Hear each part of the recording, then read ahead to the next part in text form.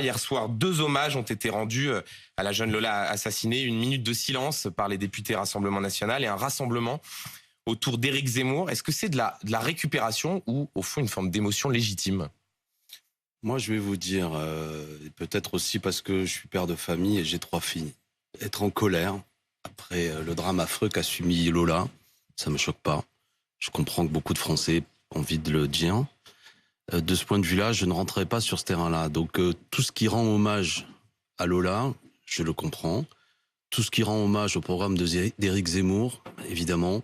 Donc vous dénoncez une forme d'instrumentalisation. Écoutez, passons, je crois que chacun jugera. C'est un drame affreux. On touche des choses qui, dans toute société, quand on assassine un enfant, manifestant même, on peut dire, une forme de torture, ça touche des choses très profondes. Donc il y a de quoi être ému. Maintenant, est-ce une raison d'un seul coup pour que M. Zemmour, je crois que c'était hier à la même place, vienne à dire des choses sur lesquelles, honnêtement, il n'a aucun élément pour l'affirmer. Donc il brode. Il brode sur ce drame affreux, il vend sa camelote. Et je trouve que, moi je suis pas le dernier dans le combat politique, après on peut utiliser nombre de choses pour avancer sur ces arguments, mais peut-être pour une certaine conception que je me fais de la morale, utiliser l'assassinat d'une enfant, qui arrive, je veux dire. Donc ils utilisent l'assassinat d'un enfant. Bien sûr, mais bien sûr, je veux dire, immédiatement le lien est fait, immigration... et ce drame affreux. Il a même dit, je crois, à cette même place qu'elle a été assassinée parce qu'elle était blonde aux yeux bleus. Je ne sais pas d'où il le tient. Il a inventé. C'est grave de faire ça. Je sais pas. Donc, je pense qu'il y a des choses sur lesquelles, à un moment donné, on peut quand même avoir un minimum de décence. Et cette instrumentalisation, cette utilisation, de mon point de vue, est indigne. Je le répète, manifester un hommage à Lola en soutien à la famille. Mais donc, par exemple, la minute de silence des députés Rassemblement National, elle ne vous choque pas sur le papier? J'ai ma propre opinion, mais honnêtement, c'est pas le. Non, mais ce que je veux dire, c'est que moi, je vois bien qu'eux aussi, en plus sous la pression de ce que fait M. Zemmour, ils cherchent à faire leur propre rassemblement. Eux aussi, sans doute, ils l'ont fait. Madame Le Pen l'a fait à l'Assemblée nationale en parlant immédiatement de politique d'immigration. Mais je veux dire, on a le droit après tout. C'est pas le sujet. Il y avait un certain silence autour de ce que faisait Madame Le Pen, alors qu'Éric Zemmour, moi, les images que j'ai vues, quasiment des skins en train de brandir le visage. Vous faites une différence entre les deux réactions. Il y a une violence, même si sur le fond, tous ces gens finalement parlent peu de Lola et parlent essentiellement de leur vision de l'immigration, responsable du crime, etc., qui est une manière, selon moi, de détourner les choses. Mais une fois de plus, c'est terrible et je comprends que ce soit un grand moment d'émotion. Et après tout, je pense que beaucoup de Français se disent que c'est ignoble. Et il faut pas non plus avoir une position consistant à dire faut pas en parler. On peut en parler. Mais, justement, Alexis attention à la manière dont on en parle. Il y a ceux qui sont accusés de récupération, de vouloir en faire un fait politique. Et puis il y a ceux qui ne disent rien. Pas un mot de votre leader Jean-Luc Mélenchon depuis une semaine, malgré l'émotion nationale, malgré la sensibilité de l'opinion. Il est indifférent, Jean-Luc Mélenchon, à ce qui s'est passé? Non, mais il n'a pas eu d'émission pour l'exprimer. Puis nous avons été nombreux à nous exprimer. Monsieur Corbert, il a écrit une note de blog, il a fait une vidéo YouTube, il tweet très régulièrement sur le mouvement social, on en reparlera.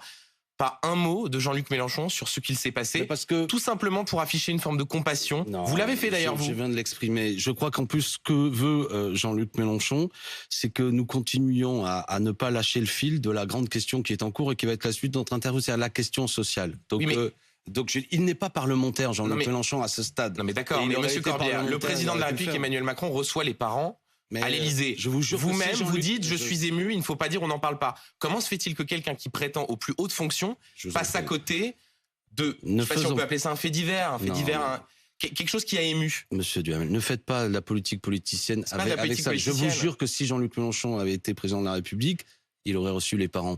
Non mais restons-en là, voyez, vous voulez vous-même. Moi je veux plus rentrer sur ce sujet. C'est une question que se posent les gens. Oui, non mais je veux dire de soi-disant positionnement en fonction de la manière dont tu communiques là-dessus, parce que ce dont vous me parlez c'est de la communication politique. Évidemment, Jean-Luc Mélenchon, quand on est leader, montrer une forme d'émotion, peut-être aussi en tirer des conséquences. Est-ce que pour vous c'est l'affaire Lola, c'est un fait divers ou c'est plus? Est-ce que c'est un fait de société, un fait politique? Une enfant assassinée, c'est dur de dire que c'est un fait divers. D'accord, c'est terrible. C'est sans doute, mais en toute société déjà, il y a des crimes d'enfants. Celui de Lola a particulièrement marqué, mais je lisais la presse. Une mère dans le nord de la France avait poignardé son propre enfant il y a quelque temps. Une babysitter, soi-disant, qui n'en pouvait plus des cris de l'enfant, lui avait fait boire un produit, je crois, du desktop. Ça arrive parfois, mais ça nous bouleverse tous parce que ça projette beaucoup de choses. C'est pas seulement un fait divers. Quand un enfant est assassiné, on a l'impression que c'est les bases mêmes de la société qui sont mises en cause. Donc, j'utiliserai pas cette expression. Après, la question, c'est est-ce que c'est en l'occurrence, comme nous dit M. Zemmour, révélateur de l'immigration qui assassine, est-ce qu'il y a une dimension même quasiment de volonté d'assassiner la France à travers ça? Oui, il dit francocide. Voilà, donc il fabrique ce mot. En gros, ce qui aurait motivé le crime, lui il le sait, plus fort que les enquêteurs, plus fort que la police, c'est tout. Ce qui aurait motivé le crime, c'est ça. Ça, je dis, pardon, c'est des méthodes dégueulasses. Oui, voilà ce que je dis. Et on peut avoir, au moins dans ces cas-là, se taire un instant, mais... Monsieur Colbert, rappelons juste d'un mot, la suspecte présumée était en situation irrégulière, elle est toujours frappée par ce qu'on appelle une OQTF, une obligation de quitter le territoire français depuis 2 mois. Est-ce que ça ne veut pas dire, à minima, qu'il y a eu un dysfonctionnement dans la politique migratoire? Éric Zemmour, Marine Le Pen, d'autres disent, reconnaissent, elle n'aurait pas dû être sur le territoire français. Je vais vous dire Est-ce qu'au moins vous en tirez une conséquence politique de quelque chose qui ne marche pas? Je vais vous dire une chose, et je vous jure que c'est pas de la langue de bois de ma part.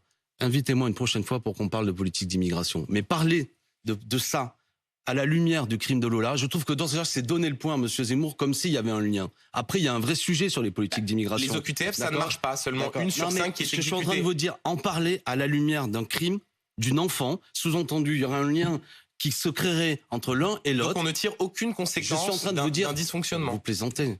Vous plaisantez. Je suis en train de vous dire, je vous dis seulement que cette discussion sur les politiques d'immigration, sur comment on fait en sorte aujourd'hui qu'il n'y a pas des millions de gens qui sont projetés sur les routes du monde en raison de la pauvreté, des politiques qui ont été imposées à certains pays, en raison du dérèglement climatique, en raison des guerres. C'est le grand sujet que nous avons à aborder tous ensemble, là, dans les décennies qui viennent et dans le siècle qui vient. Et donc rien pour mieux renvoyer les étrangers en situation irrégulière.